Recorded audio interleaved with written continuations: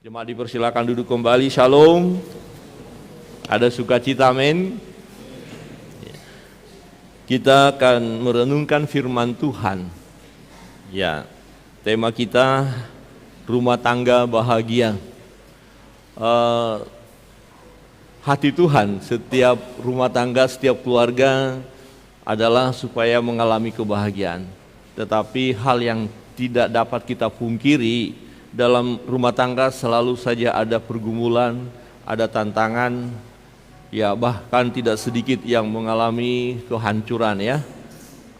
Akhir-akhir ini satu kesedihan kalau kita menyaksikan perkembangan dunia. Baru peristiwa terjadi, seorang bapak membunuh istrinya sedang live, dan sedang live lagu rohani lagi itu. Ya, lagi live, lagi lagu rohani, suaminya datang dan langsung menikam dan mati. Ya, istrinya sangat disayangkan. Rupanya ada kecemburuan dikatakan. Ya, ada kecemburuan dari sang suami, istrinya kemudian di blender gitu ya. Aduh, saya bilang ini bahagia dimulai dari hubungan suami istri. Ya, bagian pertama kita akan merenungkan firman Tuhan bagaimana hubungan suami istri. Ya, 2 minggu akan datang kita merenungkan bagaimana hubungan orang tua dengan anak. Kita harus membuka diri melihat kenyataan dan Mam menang Saya menang, tunggu. apalagi yang Mam menang ini? Ini, Punya konsep Mam bisa menang. Mama menang belanja online. Ke Mam dapat uang dari mana ini? Mama pinjam di koperasi toh? Bapak bisa pinjam, Mama juga bisa pinjam. Kita sama-sama bisa pinjam, Bapak. Oh, hancur sudah rumah tangga kalau begini. Iya toh? Kalau rumahnya hancur, tangganya juga akan hancur. Bapak ikut hancur. Sama-sama hancur. Yang pas hancur duluan adalah Bapak. diperbaiki terlalu ya. Oke, ini dimana rumah tangga kita yang dimulai dari hubungan suami istri supaya mengalami kebahagiaan. Ya, di dalam Efesus kita lihat yang pertama sebagai suami. Nah, harus kita suami-suami ya, kita lihat sebagai suami yang sesuai dengan firman Allah. Nah, dalam perjalanan hidup kita sebagai suami, bapak-bapak, apakah kita dalam hidup ini sebagai suami sudahkah sesuai dengan firman Allah? Artinya begini, bagaimana kehidupan suami yang sesuai dengan firman Tuhan? Sudahkah? Ya, tentu kita akan berani berkata kita nggak sempurna. Betul, kita tidak sempurna. Tetapi kita diri kita dengan berkata saya kan manusia biasa. Ya, saya masih punya perasaan. Ya, kalau emosi saya terpancing, ya saya harus lakukan hal ini.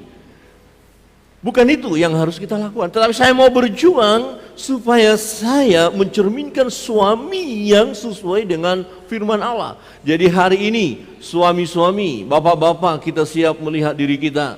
Apakah sesuai dengan firman Tuhan atau tidak? Amin, bapak-bapak. Enggak ada aminnya. Amin, bapak-bapak. Pemuda sebagai calon suami, ini satu pelajaran penting. Tidak gampang menjadi seorang bapak, menjadi suami. Tapi istri jangan bilang, nah lo, jangan ya. Ya. Tetapi nanti bagian istri ada juga. Aku suami yang sesuai dengan firman Tuhan. Mampukah kita suami-suami berkata seperti itu? Sudahkah kita berani berkata seperti itu? Sudahkah bapak-bapak Sinam berani berkata aku suami yang sesuai dengan firman Tuhan? Nah, dalam hal rumah tangga, sekali lagi saya katakan dimulai dari hubungan suami istri. Nah, suami harus mengasihi istri. Mengasihi itu yang bagaimana? Bagaimana, apa arti mengasihi? Nah, menarik dalam firman Tuhan dalam pembacaan kita Efesus ini, yang pertama kita akan lihat bahwa suami ya mengasihi istri sesuai dengan firman Allah. Ya, bagaimana mengasihi? Di ayat 28 berkata begini. Ya, di ayat 28. Demikian juga suami harus mengasihi istrinya sama seperti di ayat 25 ya. Ini ayat ya. Hai suami, kasihilah istrimu sebagaimana Kristus telah mengasihi jemaat dan telah menyerahkan dirinya baginya, bagi jemaat itu. Jadi kebenaran yang pertama kita melihat sebagai suami, tanda kasih kita kepada istri. Seorang papa kasih kepada mama, seorang istri kasih kepada seorang suami mengasihi istri. Pertama kita lihat firman Tuhan, mengasihi seperti Kristus mengasihi jemaatnya. Unsur apa yang bisa kita lihat di sini? Dan dalam perenungan firman Tuhan, kalau saya lihat ya sebagai suami yang digambarkan ya sebagai Kristus yang mengasihi jemaatnya, menyerahkan dirinya, artinya ada kerelaan berkorban, mengorbankan dirinya demi ya jemaat. Kristus mengorbankan dirinya demi jemaat. Kalau kita ayatnya, demi jemaat umat ini kudus, layak di hadapan Allah, ya, supaya hidup manusia ini berkenan kepada Allah. Hidup yang tadinya di dalam dosa akhirnya berkenan kepada Allah. Untuk itu Kristus mati. Ya, Kristus menyerahkan dirinya dalam keluarga. Hal ini yang diangkat oleh firman. Jadi seorang suami haruslah mengasihi istrinya. Kasih yang bagaimana? Kasih yang seperti Yesus Kristus yang mengasihi jemaat. Kasih yang bagaimana? Kasih di mana sang suami rela berkorban demi istri. Ya, mengasihi istri, ya, memelihara istri, menjaga istri, berusaha memberi yang terbaik bagi istri. Dan ini sesuatu yang tidak mudah. Kalau kita lihat firman Tuhan, kasih itu apa? Kasih itu sabar, sukacita, damai sejahtera, dan seterusnya. Seorang suami harus memiliki hal itu kepada seorang istri, ya.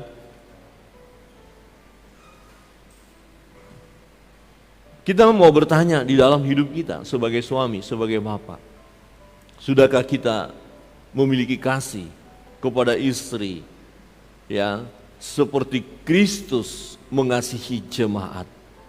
Kristus mengasihi jemaat.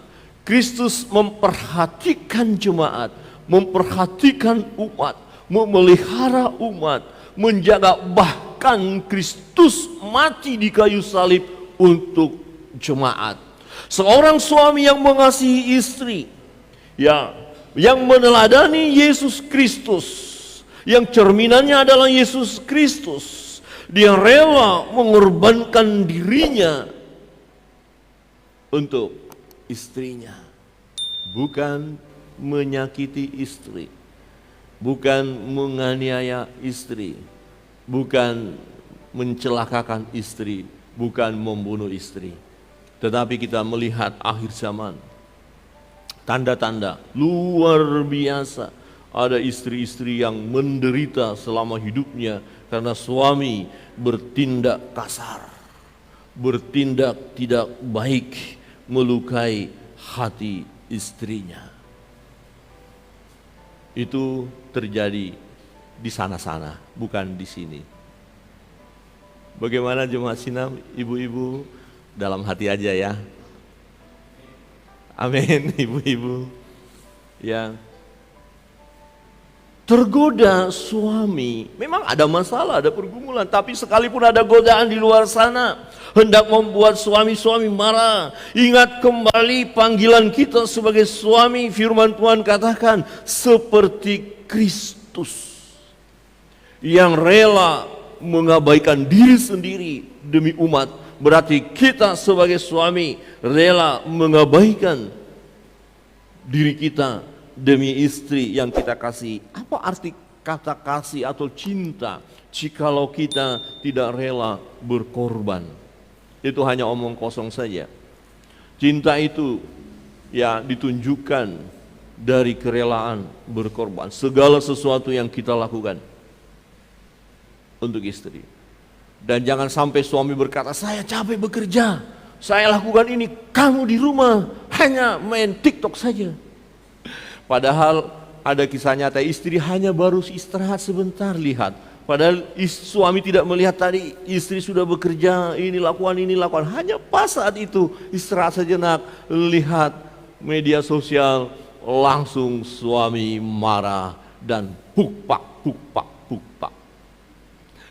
Waktu ada seorang hamba Tuhan, ya pernikahan, istilah bukpak itu saya dengar di situ. Jadi ada kata-kata sambutan dan dikatakan, ya istri-istri itu bukan untuk dipukpak. Saya bilang, apa pukpak? Nah rupanya suami itu kalau dia marah langsung bukpak. Ah di sini nggak ada ya. Kalau di sini selalu berkata kepada istrinya, jangan gitu sayang. Jangan gitu mam. Ada amin bapak-bapak? Kalau bapak-bapak pulang kerja lihat wajah cemberut istri lagi marah, mungkin ada masalah. Mam, senyum sedikit dong. Ya, halo bapak-bapak, begitu ya. Jangan, wajahmu, wajah kates, wajahmu, wajah cemberut. Jangan, kalau kamu, jangan begitulah. Ada amin bapak-bapak? Siapa di sini bapak-bapak yang tidak pernah ngomong sama istrinya, sayang, mam? Siapa di sini bapak-bapaknya? Ambil itu, kopi, teh, itu, cuci itu. Ada sampai ada, bukan di sini, di tempat lain. Istri-istri berkata, emangnya saya ini pembantu? Emangnya saya ini tukang apa? Saya ini kan istri. Bapak-bapak lihat, nah, istri itu bukan pembantu, istri ya istri yang harus dikasihi. Ada amin? Coba bapak-bapak satu ketika lihat, istri kok pakaiannya kayak gitu. Mam, apa sudah tidak ada pakaian yang lebih bagus? Nanti kita beli ya. Papa lagi ada berkat ini.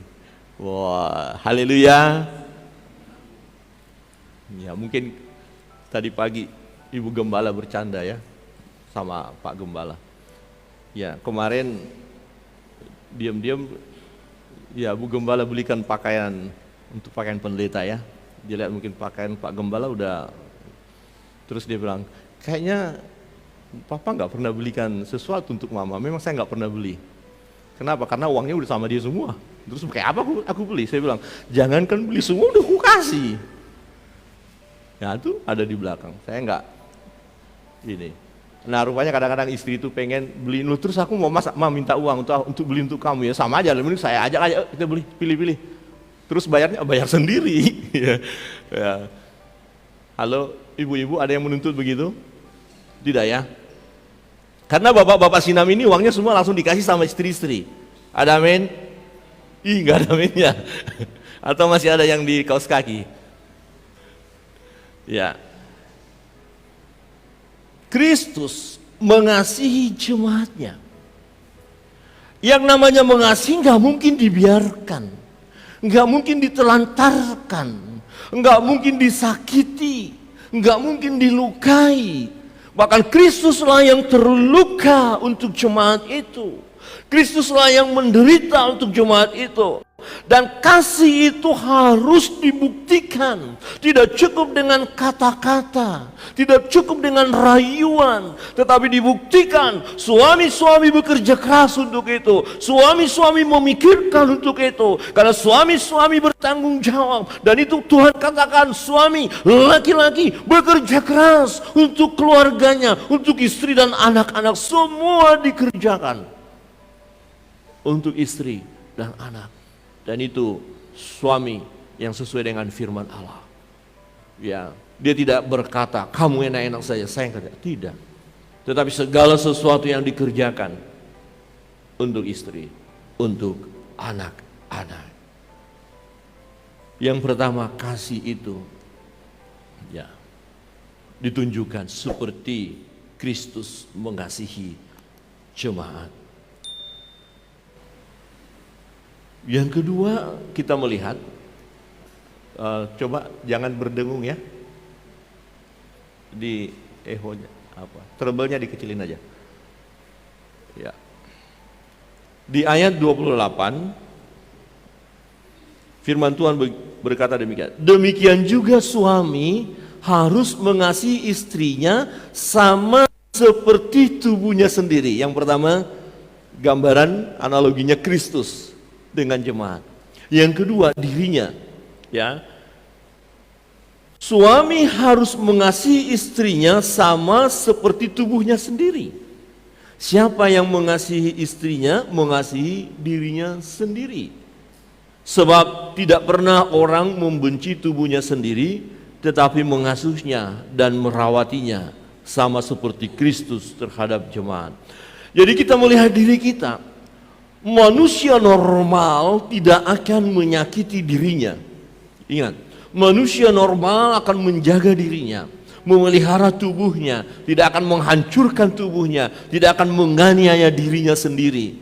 Ya, buktinya kalau seseorang sakit dia akan berjuang untuk berobat. Ya, dia akan berjuang memperlakukan tubuhnya supaya sehat, supaya baik.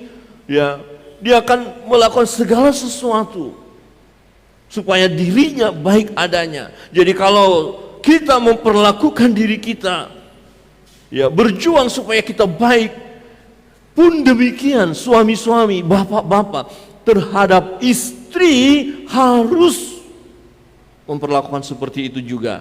Ya, suami mengasihi istri, ya, seperti dirinya sendiri. Pertanyaan, apa bukti kasih seorang suami? Ya, apakah suami-suami, bapak-bapak mau mencelakakan dirinya sendiri? Sekali lagi saya katakan, kalau kita normal, kita tidak akan mau menyakiti diri kita. Berarti kalau saya sebagai suami, saya sebagai pribadi ini, manusia ini, kemudian saya celakakan diri saya hancurkan diri saya, itu berarti saya sedang tidak normal. Tidak normal. Berarti kalau saya sebagai seorang suami tidak mengasihi istri, mencelakakan istri, sama dengan mencelakakan diri saya, maka saya sebagai suami yang tidak normal. Jadi suami yang menghancurkan rumah tangganya, menghancurkan istrinya, merusak istrinya, mencelakakan atau menganiaya istrinya, tidak mengasihi istrinya, dia sedang tidak normal. Setuju Bapak Ibu? Ada amin? Enggak ada aminnya. Begini Bapak Ibu, ini memang keras tapi benar. Kalau saya sedang tidak normal, maka kata-kata saya yang tidak baik, yang tidak sewajarnya bisa keluar. Itu lagi tidak normal. Perlakuan saya, tindakan saya bisa sesuatu yang betul-betul di luar pemikiran. Kok bisa ya? Kok bisa ya? Masa istri lagi, ya ada live begitu ya, bukan sendiri, ada temannya juga. Kok bisa tiba-tiba datang langsung tusuk? Itu lagi tidak normal. Kok bisa ya sudah mengerjakan ini dan itu kok nggak ada penghargaan kepada istri? Itu tidak normal. Ya. Kenapa saya sebagai pribadi ini mau menyakiti diri saya? Kalau itu terjadi, itu kondisi saya yang tidak normal. Ya. Tetapi yang normal adalah mengasihi diri sendiri. Kalau saya mengasihi diri saya, maka saya pun harus mengasihi pasangan hidup saya. Tidak akan mencelakakannya. Ya, contoh di mana bukti-bukti kalau kita lihat bahwa kita mengasihi, ya suami mengasihi istri, ya lanjut. Lagi, ya. Suami bekerja keras untuk menafkahi istri dan anak, keluarga. Ya, suami melindungi, menjaga, merawat, memperhatikan istri. Suami berusaha membahagiakan istri. Ini suami-suami di dalam Tuhan.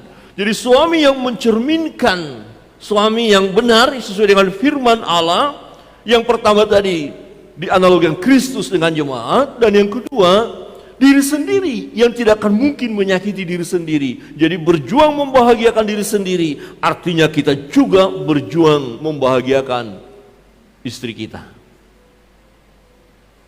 Suami-suami ya harus melakukannya, dan inilah perintah Tuhan. Ya, ini perintah Tuhan. Suami-suami, ada amin? Amin. Aduh, sudah berapa persen ya saya melakukannya. Kita tidak sempurna Bapak Ibu. Jangan merasa nanti, oh berarti kalau ini saya sudah gagal. Tidak. Kita tidak gagal, tapi jangan membiarkan diri kita ketika kita tahu ternyata selama ini saya tidak seperti apa yang Tuhan mau. Dan saya mau berubah. Saya mau berubah. Saya mau melakukan. Ya. Saya mau sungguh-sungguh mencintai istri saya. Gak tahu mungkin tadi pagi Ibu Gembala ngetes saya ya. Apakah engkau mengasihi aku katanya. Ya. Aku katakan saya mengasihi engkau sungguh-sungguh. Ibu-ibu kalau bertanya kepada suami nanti apakah engkau mengasihi aku, maka bapak-bapak Sinam akan berkata, saya mengasihi engkau. Maafkan aku selama ini kalau aku melukai hatimu. Ada amin bapak-bapak? Jangan sampai bapak-bapak, maaf aku mengasihi aku mengasihi engkau. Maafkan aku ya kalau pernah aku melukai hatimu. Datang ke sini, cie. Ada apa ini? Jangan begitulah, harus dia semua. Makasih Pak. Suami-suami, ada amin? Rasanya tidak fair kalau kita hanya ngomongin suami. Sekarang kita mau ngomongin istri. Ayo, nah lo. Ibu-ibu siap diomongin? Ibu-ibu lah yang jawab. Cepat sekali Mas ya. Ya. Apakah aku adalah istri yang sesuai dengan firman Allah? Bagaimana kehidupan seorang istri yang sesuai dengan firman Allah? Yuk kita bongkar-bongkaran. Tadi suami-suami udah bongkar-bongkaran loh. Tunduk kepada suami, ya. Silakan lanjut. Tunduk kepada suami. Nah, ini banyak hal disalah mengerti. Ya. Menarik ketika kita belajar tentang tunduk. Jangan kita berkata, oh enak saja suami hanya mengasihi, oh istri tunduk, lebih berat tunduk. Sebenarnya tidak. Kasih kita lihat tadi ukurannya. Nah, tunduk juga kita harus lihat. Tunduk yang bagaimana? Ya, bukan tunduk seperti saya bekerja di satu perusahaan, kemudian ada aturan, dia saya lakukan sesuai dengan aturan. Itu hanya sekedar tunduk karena batas-batas tertentu. Tapi tunduk bagaimana seperti hubungan kita dengan Kristus juga. Jadi sangat menarik di sini. Ya, tunduk kepada suami. Suami kita lihat, istri melihat suami itu seperti Kristus. Jadi di dalam suami tampak mencerminkan kehidupannya seperti Kristus. Jadi istri yang mendekati suami, mendekati seperti Kristus, dia akan mengalami sukacita. Bukan tunduk takut karena melihat sosok atau figur yang mengerikan, bukan. Bukan kalau suami dilihat, wah ini saya mulai ketakutan karena suami memperlakukan dia secara tidak baik, bukan. Ya. Di ayat 22 berkata begini, hai istri, tunduklah kepada suamimu seperti kepada Tuhan. Jadi kata tunduk di sini karena si istri melihat figur suami yang baik hati tadi, yang mau berkorban tadi, yang mengasihi istrinya. Bagaimana mungkin istri tidak tunduk kepada suami yang mengasihi? Ya, jadi tunduk kepada suamimu seperti kepada Tuhan. Ada satu ketenangan di dalam diri sang istri ketika datang kepada suami karena dia melihat figur suami adalah seperti Tuhan. Jadi dia tidak berpura-pura, tidak mengikuti aturan-aturan seperti di perusahaan atau di pekerjaan lain. Oh, saya tunduk karena aturan, bukan. Tetapi dari hati dia sungguh tunduk, hormat, mengasihi. Ya. Dikatakan karena suami adalah kepala istri, sama seperti Kristus kepala jemaat. Istri tunduk kepada suami seperti kepada Tuhan. Jadi tidak terlepas daripada keadaan suami yang baik, yang mengasihi, yang rela berkorban, maka respon istri kepada suami adalah tunduk. Ya, ada yang berkata tunduk kepada suami, apapun diperlakukan suami, apapun keadaan suami kita harus tunduk. Nanti dulu suami yang bagaimana? Memang suami dituntut di sini. Tetapi kalau suami sudah baik, mengasihi sungguh-sungguh, kenapa istri tidak tunduk? Mengapa istri masih ya mau menekan suami, mau menuntut terlalu banyak. Padahal suami sudah menunjukkan kasih itu. Nah, ada orang berkata begini, apapun yang diperkatakan suami, kata tunduk ya harus lakukan. Nanti dulu, kalau suami itu mengajarkan hal yang tidak baik, membuat celaka, apakah tunduk kemudian ikut lakukan? Tidak. Tunduk kepada suami yang bagaimana? Jadi tunduk kepada suami. Ya, tunduk dalam segala hal apa saja, karena sang suami di hadapan sang istri dikatakan seperti kepada Tuhan, karena suami adalah kepala istri, sama seperti Kristus adalah kepala jemaat. Dialah yang menyelamatkan tubuh. Jadi istri tunduk, mau melakukan segala sesuatu, karena hal yang baiklah yang diperintahkan oleh suami, hal yang baiklah yang diminta oleh suami, hal yang baiklah yang berkenan kepada Allah yang dituntut oleh sang suami. Kalau suami mau menyelakakan istri, kemudian istri tunduk dan memberi diri untuk dicelakakan, ngapain? Jangan. Tetapi bukan berarti istri-istri boleh melawan, bukan melawan, tetapi bertindak sesuatu dalam hal kebenaran. Ya, dalam bagian lain begini. Ya, ada firman Tuhan katakan ada suami istri di mana istri beriman tapi suami tidak beriman. Jadi kalau suami itu tidak minta untuk diceraikan, jangan diceraikan. Itu firman Tuhan. Artinya apa? Suami ini baik. Nah, dengan tidak bercerai nanti dari kehidupan istri yang mengasihi Tuhan, suami akan diselamatkan. Ya, jadi dalam konteks itu suami tidak mencelakakan istrinya karena tidak minta diceraikan. Ya, suaminya tetap baik tapi belum percaya. Tetapi istri yang percaya ini jangan menceraikan suami itu. Karena dengan istri yang baik, dengan istri yang mengasihi Tuhan, dengan istri yang terus berdoa untuk suaminya, akhirnya suami ini bisa diselamatkan, bisa percaya kepada Tuhan. Jadi bukan suami yang menganiaya istri, bukan. Ya. Bukan suami yang mencelakakan istri, kemudian istri berdiam saja, bukan. Tetapi firman Tuhan tidak berkata lawan suamimu, tanduk suamimu, jangan. Tunduk. Ada amin? Coba lihat kiri kanan dan katakan ternyata tunduk, bukan tanduk. Tunduk ya. Nah, kalau ilustrasi yang kita lihat tadi, ya itu akan merusak. Kadang-kadang itu yang terjadi. Kalau suami melakukan kesalahan, istri bisa merancangkan kesalahan. Nah, kapan bisa berubah? Kita tidak berkata suami harus benar, tidak. Ada saja kalanya suami melakukan hal yang salah, tetapi istri yang takut akan Tuhan, yang setia, yang tetap menghormati suaminya.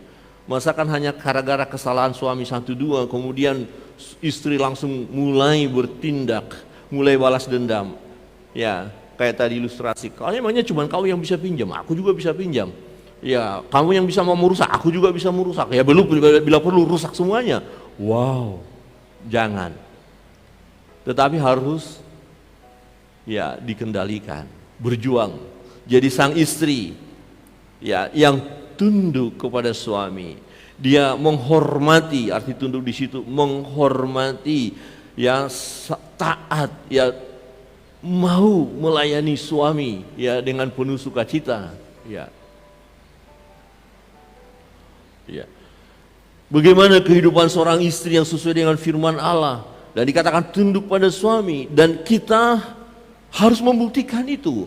Hai istri-istri, ibu-ibu tunduk kepada suami harus dibuktikan, tunduk dalam segala hal, menghormati, menghargai, rela berkorban juga untuk suami, di mana dia melihat suami yang rela berkorban untuk sang istri. Jadi kedua belah pihak harus bersama-sama, tidak boleh menuntut. Ya, hanya istri terus menuntut suami itu tidak boleh. Hanya suami terus menuntut istri tidak boleh. Ya. Tetapi istri juga melakukan sesuatu yang terbaik. Kemarin kami bincang-bincang di kampus, kemudian ada salah seorang berkata, aku nggak pernah bikin kopi sama suamiku katanya, karena memang dia tidak suka kopi si ibu. Terus saya katakan, kalaupun kamu tidak suka kopi, berjuanglah buat kopi kepada suamimu daripada istri orang yang terus kasih kopi sama suamimu, bagaimana? Akhirnya dia senyum-senyum, iya ya. Ibu-ibu, coba ibu-ibu, mana lebih rela? Istri-istri mana lebih rela? Ibu-ibu kasih kopi suami atau istri orang yang kasih kopi kepada suami bapak ibu? Ibu-ibu, ya. Kan lebih baik ibu-ibu bikin kopi ya. Tapi saya nggak ngerti, dia bilang, saya nggak tahu. Ya kamu kan bisa lihat. Nah ternyata kalau suami itu bikin, ternyata 2 sendok kopi, 1 sendok gula. Nah itu kesukaannya, jadi 2-1. Ada yang 3-1, 3 sendok kopi, 1 sendok gula. Jadi lihat dulu, oh ternyata bapak saya ini 2-1. Atau bapak saya ini 3-1. Ya diam-diam, terus tiba-tiba kasih. Dan ini belum pernah, mungkin sudah 5 tahun pernikahan belum pernah bikin kopi. Tiba-tiba langsung bikin kopi, dan pas. 3-1, kok bisa tahu ya? Hati suami, mantap kali kau istriku. Wah, yang begini, ada amin ibu-ibu? Enggak ada aminnya. Atau suami bilang, mam bikin kopi, bikin aja sendiri. Punya tangan kok, punya kaki kok, aku lagi sibuk. Ya usahakan dikit lah, tunjukkan ya. Tapi suami-suami juga, jangan juga pas istri lagi sibuk, pas di situ disuruh. Tunggu dulu agak jeda sedikit. Ya. Ada banyak dalam rumah tangga ibu-ibu yang menderita oleh karena kelakuan suami yang tidak sesuai dengan firman Tuhan. Tapi ada juga suami-suami yang stres karena tindakan istri yang tidak sesuai dengan firman Tuhan. Tetapi ketika suami dan istri melakukan sesuai dengan firman Allah, maka rumah tangga itu akan bahagia. Bukan berarti tidak ada masalah dalam rumah tangga, bukan berarti tidak ada pergumulan, ada. Ya, tetapi satu dengan yang lain saling menunjukkan kehidupan sesuai dengan firman Allah, maka rumah tangga itu akan bahagia. Ya, dalam Amsal dikatakan seorang istri yang menarik di sini, Amsal 12 ayat 4. Istri yang cakap adalah mahkota suaminya. Tetapi yang membuat malu adalah seperti penyakit yang membusukkan tulang suaminya. Ya. Kelakuan istri yang baik itu akan membahagiakan suami. Pun demikian tentunya tindakan suami yang baik kepada istri membahagiakan istri. Ya. Di dalam Amsal 31 ayat 10, istri yang cakap siapakah akan mendapatkannya? Ia lebih berharga daripada permata. Sudahkah suami-suami berkata, puji Tuhan, saya punya istri yang sangat saya kasih karena dia pun mengasihi saya.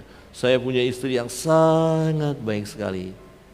Ya, dia menunjukkan ketundukannya kepada saya. Saya bersyukur kepada Tuhan karena Tuhan memberikan istri yang sangat mengasihi saya.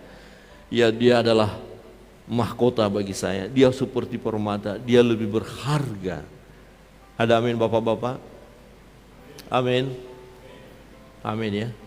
Atau jangan sampai suami bilang nyesal juga ya. Kok kayak gini? Enggak boleh. Ya. Adakah istri-istri berkata, aku bersyukur memiliki suami yang sangat setia dan kesetiaannya tak kuragukan lagi. Amin ibu-ibu. Suaminya tidak diragukan lagi kasihnya. Maka rumah tangga itu akan bahagia. Di dalam Amsal pasal 31, ya lagi. Ayat 11, hati suaminya percaya kepadanya, suaminya tidak akan kekurangan keuntungan.